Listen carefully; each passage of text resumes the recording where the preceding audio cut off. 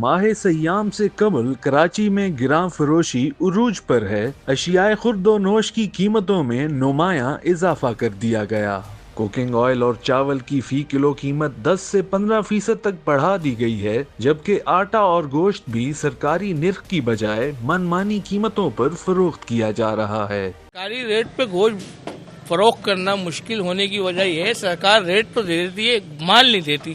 مال منڈی میں ایک چیز مل رہی ہے، ہول سیل میں اگر ہم بشیا یا بکرا کاٹیں تو وہ سرکاری ریٹ سے ڈبل قیمت میں ہمارے کو پڑ رہا ہے۔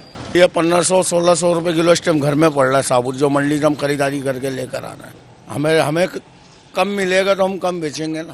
کمشنر کراچی نے اشیاء ضروریہ کی ریٹ لسٹ تو جاری کی ہے، مگر عملی طور پر اس کے مطابق کچھ بھی بازاروں میں دستیاب نہیں۔ آپ منڈیوں میں بھی جاؤ، وہاں دیکھو کیا ریٹ ہے۔